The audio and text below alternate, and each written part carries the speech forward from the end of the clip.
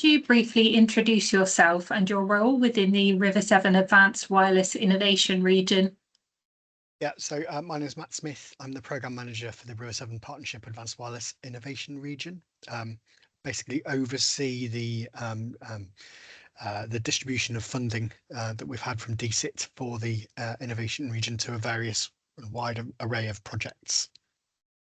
Could you give a short overview of your 5G innovation region and its focus areas? Yeah, okay, so the River Severn catchment is a significantly big area, covers 8 local authority areas, 7 ceremonial counties across Mid Wales and the West Midlands predominantly. Big rural area as well. So the thing that binds us is obviously water, the river itself, but also aligned to that agriculture, and also because of our economies, we've all got very, very high concentrations of public sector employment. So the 3 areas of economic focus that we've kind of driven down on is Agri-Tech, the water sector, and public sectors. Okay, and what were the main challenges or problems you were trying to solve for farmers or rural communities? So I guess the twofold really. So one is connectivity. Our area is particularly poor. Most areas are poorer than anyone really recognises in terms of mobile connectivity in particular. The more you get out into the wilds of Shropshire and Powys in particular, and other parts of the region, that the available connectivity is quite disparate. So overcoming that and getting consistent connections for people, but also then raising awareness. So making sure that farmers kind of understand the potential and how it can apply to their own business. We have quite a variety of different farm enterprises across the region. We're not big, large scale arable necessarily. We've got a lot of upland farms. We've got a lot of poultry, very, very big poultry sector.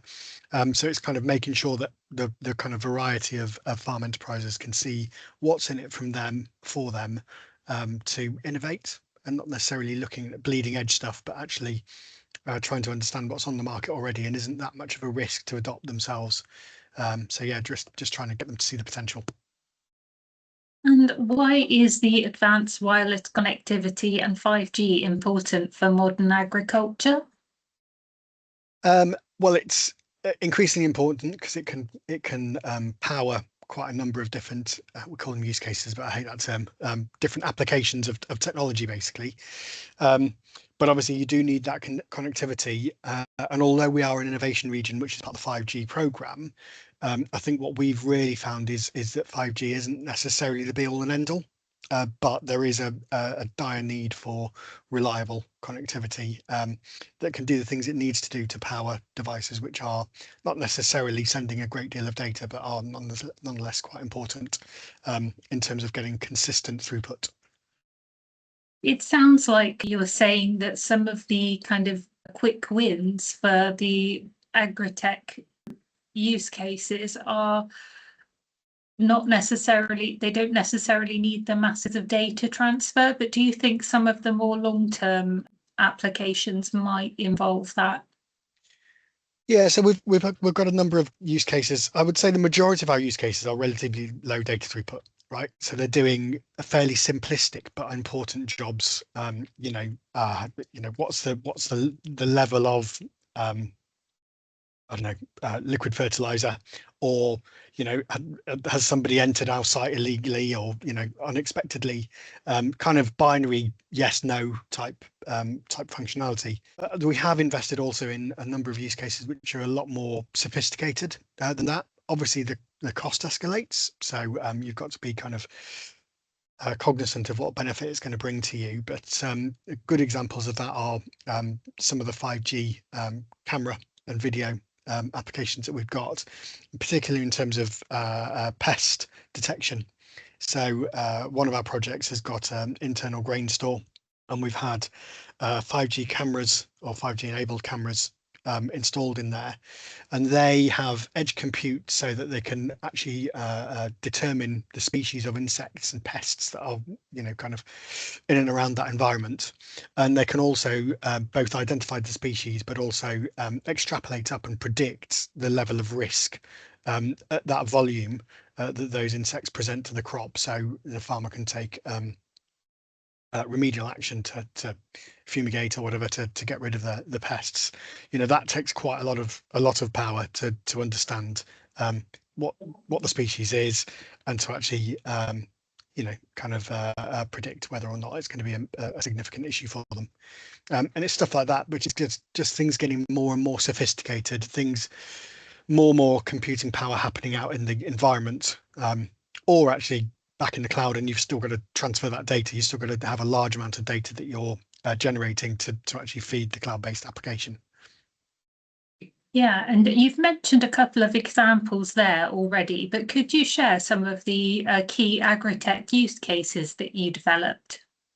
Yeah, so there's a kind of long list, and like I say, they don't all by any means rely on high-speed connectivity, but they do require consistent connectivity. So we've done stuff which is looking at water, we've done asset monitoring, security, we looked at environmental risks, we've looked at animal health, soil health, biodiversity, and then also a project that we've done at Hartpury University called Remote Expert, which is basically using VR headsets and 5G connectivity to enable kind of vets and machinery contractors to provide guidance to the farmers, rather than actually coming out to the farm. They can do that kind of remotely and fix problems fairly quickly without actually having to visit site. So that one did require very high speed connectivity. Some of those others are various. I guess water levels is a good one. So we've done this across a number of projects, mainly looking at water courses, so the level of water in water courses, the flow rate in water courses, ground level water conditions, getting a more intricate understanding of rainfall in a particular hyperlocal location. So you've got a multitude of sensors that can do all of those things, and kind of give you an understanding of what's going on in the environment, blend that with existing kind of weather predictive data to really help you narrow down what you do on your land. So that could be thinking about irrigation, so making sure that you are applying water only when you really need to make that optimal for your yield increases, and also things like peatland, so re-wetting of peatland, making sure that you've got a real-time understanding of whether or not that land is drying out, and to what degree, so you can take remedial action. We've also got some water quality projects. Obviously, kind of phosphates and nitrates are big issues in terms of farm activity.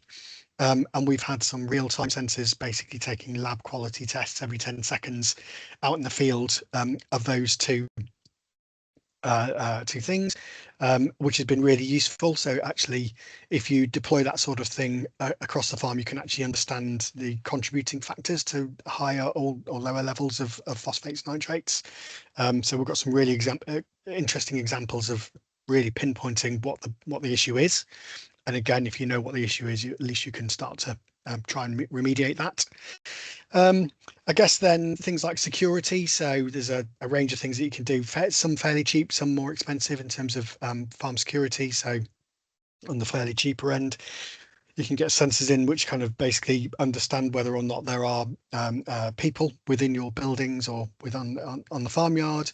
You can go a bit more sophisticated and put sensors on some of your operating machinery, so you can see where people are on the farmyard, where your machines are, and actually give alerts to any people that are driving those machines that people might be in danger. And then we've got one which is looking at sheep rustling in particular. So this is using cameras, fairly high definition cameras, thermal imaging, AMPR technology to pinpoint and detect who's coming on site, and not only who's coming on site, but who's leaving site, and for instance, how many bodies there are in vehicles that have entered site and gone away. So you can see basically, or you can infer from that who's taking animals. So yeah, that one's an interesting one. There's some around environmental risk. So there's a really big one that we've done in terms of the poultry sector. Obviously, it's a big one for our economy, and deemed to be quite a large kind of polluter, really, in our area. And this is using ammonia sensors, so bacterial sensors, basically detecting the level of ammonia in the atmosphere within poultry sheds. But not only kind of understanding what ammonia is doing in those sheds, also blending that with loads of other data sets. And that poultry sector is a highly monitored sector anyway. So there's lots and lots of data and information, but blending that ammonia information with lots of other data sets to really understand what conditions are making the ammonia levels higher than they should be and could be. The beauty of that is, if you can pinpoint what the cause is, you can eradicate that or reduce it. And if you can reduce the level of ammonia, it actually encourages the chickens to take on feed. So it actually means you get fatter birds and more profitable crops as a result. Other animal health type things are, looking at heat stress. So having just relatively simple sensors within dairy sheds, dairy units, or other livestock kind of environments, where you can just measure the temperature outside and inside. And a lot of these facilities have already got kind of ventilation and infrastructure. But if you can tie that to actual data, you can use your ventilator infrastructure more optimally than just turning it on, every set period of time. Things like drone technology also being used. So we've had a number of use cases that have looked at drones, and from a arable perspective, using drones and kind of multispectral cameras to see what's going on in terms of crop progress, so how they are growing, predicting yield, and also spotting for the signs of drought stress within crops, so farmers can respond to those. Also then from the environmental perspective as well, so using sort of thermal cameras on drones to spot ground nesting birds, things like that, which you can't see from any other angle other than taking it from a kind of from above.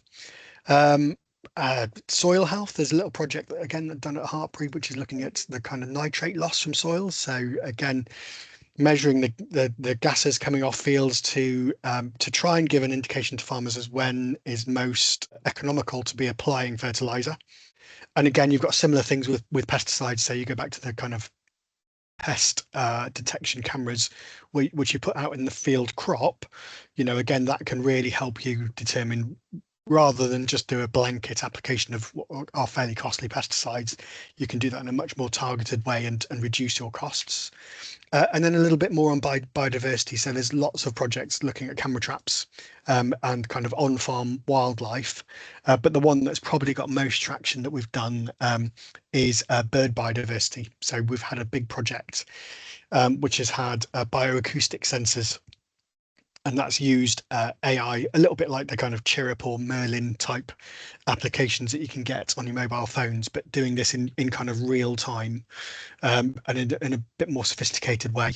And that has generated millions and millions of data points to identify the bird varieties that are coming onto a number of farms, but a number of other environments across Shropshire.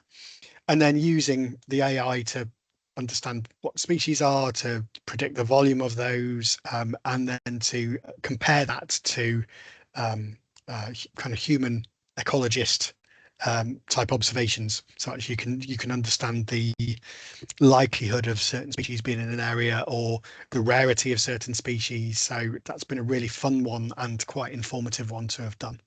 And so out of all of your applications, which one do you think has had the most real world impact so far?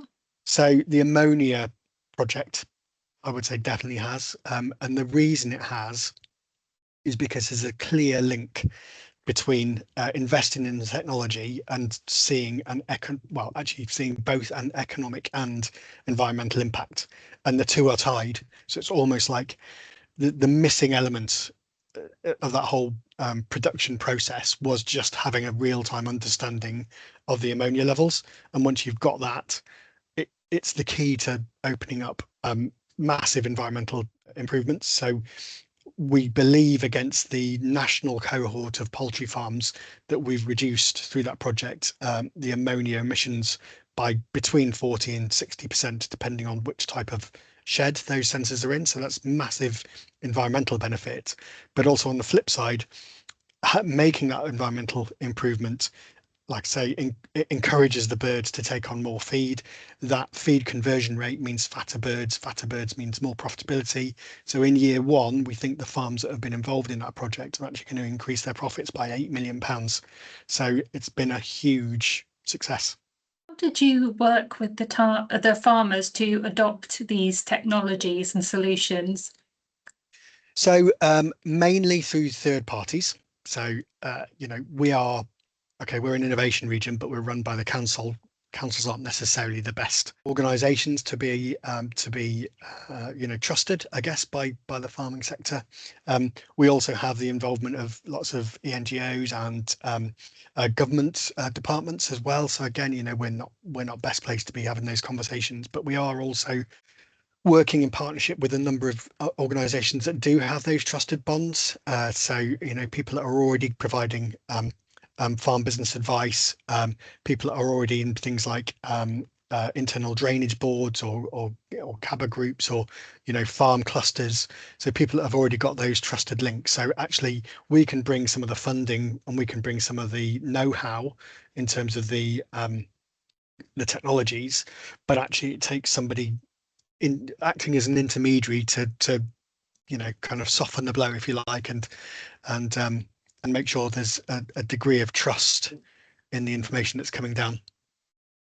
You mentioned like there's a lot of different technologies involved. So you've used sensors, drones, AI. I'm guessing you've used automation as well. Yeah, well, so not so much with our projects, but there is obviously a number of the farms are automating, and there are applications for automation which will rely on, in fact, most applications that will have automation and robotics will rely on very, very decent, high quality, high speed, high capacity connectivity. So yeah, anybody looking to expand into robotics are going to need that as the kind of backbone of their technologies. There are a few projects that have kind of linked up what we've done with kind of ongoing robotics activities. So again, the remote expert is an interesting one. They've got an automated milking parlour on site, which is great, very, very high-tech piece of kit, but it can go wrong. The specialists in that field are not local, so actually if it goes wrong, they need a quick response. Hence the use of the kind of VR headsets, and being able to basically see or give a remote expert the understanding of exactly what's going on, and the remote expert can actually resolve those issues through the hands, ears, and eyes of the operative on site. What challenges or barriers did you face? So it's okay. I guess there's switching people onto the idea. So people are often quite reluctant to try new things, and then there are others that are absolutely willing to try anything, which is great, but comes with its own risks as well. So I think getting those connections is definitely a barrier to overcome. But like I say, there are ways in. And then connectivity itself, and I guess it's a bit of a minefield as well. So if you're coming fresh to this, there's a big ecosystem of technology providers, consultants, kind of vendors, machinery developers. There's all sorts of people involved in this, so it's quite a scary industry to encounter if you are new to it. So yeah, having somebody in the mix that can actually help interpret some of the information you're getting, cut through some of the chaff to say, actually, look here, look there, rather than get bombarded by everything that's out there. That's quite a barrier that people are exposed to, that I hope we, and through some of our intermediaries, have been able to resolve for some of the people that we've worked with. So for the people who were a bit more reluctant to try something new, what were the reasons for that? were there any misconceptions about using 5G or advanced wireless technology in agriculture that you had to overcome? So the big one is, so in terms of the 5G element, so we don't, as a region, we have very, very, very low levels of 5G access. And that's as a region. When you actually go into the individual farm levels, I doubt you'll find any farm in our region, probably any region anywhere in the UK, which has got unencumbered universal 5G access all across the farm. It's just not a thing. So the 5G things that we have done are in fairly concentrated areas. We've done a project which has built a private 5G network, which has covered, more or less the entirety of a farm, but that is a fairly consolidated farm, which is probably atypical for our region. And then we've also done a mobile 5G unit that can be used kind of anywhere, but obviously it has a range, a relatively narrow range. So you're not talking about kind of universal 5G access for whatever farm that is located on. Obviously, it's better with 4G, but it's similar. You're not going to get kind of fully universal access across farm for that. We've also looked at other technologies. So in particular, off the back of 4G, NB-IoT is far more prevalent than 4G. So if you can't get a 4G signal on your phone, still doesn't mean that you necessarily can't provide sensor technology across the farm relatively easily through that technology. And then there's also LoRaWAN. So we've done quite a few things with LoRaWAN, which is, very, very low data packets, like I say, binary on or off type signals, which has quite good range, but still has its drawbacks. So yeah, so getting connectivity has been a challenge. And I think I've missed part of your question as well. Oh yeah. Sorry, I was just asking about the farmers who were less ready to adopt. What did you find the reasons were that they weren't so keen to adopt something new? So I think it's I think it's number one, you start talking about wireless technology and they know what's going on with their mobile phone and they almost switch off from that point because there's no point in me thinking about this because I can't get a signal. So it's getting over that barrier to say, actually, well, it doesn't, forget what you get on your phone. There are still wireless technologies that you could apply that may be available across the farm that you can use. And then there's the whole kind of, it's just scary, isn't it? So some of this stuff costs quite a lot of money, and the benefits of implementing them, if you talk to the salespeople, they're massive, but there is a risk that you're not going to reap the rewards. So that's quite a scary place to be in. So I guess our advice, when we don't, when we've had money, it's easy because we can take that pain away. So we can invest in projects and the technologies ourselves. So actually for the farms, it's more their time, and attention, really. That's the cost. But yeah, if you haven't got something like we've had, we don't have it anymore, but like we've had over the last few years, then that's quite a leap for people to take who are only just coming into this and look at some of the technology costs and think, this isn't for me. I guess our advice is you can do things on a much smaller scale.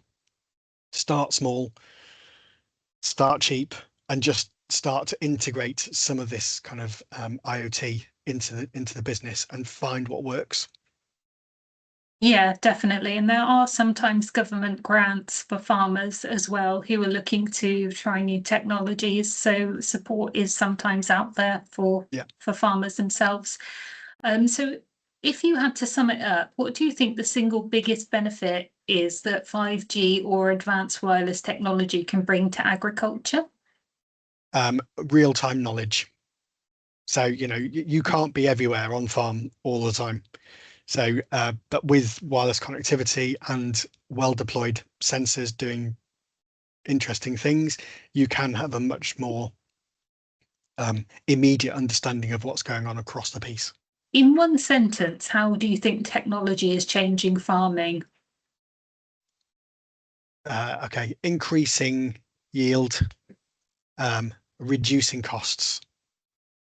Potentially. So don't just jump into this thinking that's going to happen. You've got to be sensible. This is longer than a sentence, but you need to understand what you need to know to make those two things happen. What will make you more profitable? What will reduce your costs?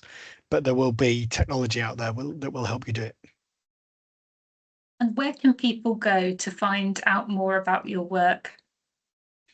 So you can come onto our website. So if you search for the River Severn Partnership, we've got a web page all about the Advanced Wireless Innovation Region and some of the case studies that we've invested in. You'll see that some of those are normal kind of organizations, normal businesses. There are also a number of universities involved, so you could contact them direct to see what's going on with them, particularly Hartpury University and Harper Adams University. They're always kind of interested in hearing from land-based businesses and willing to share information. So don't just come to us, come to some of the projects that we've funded.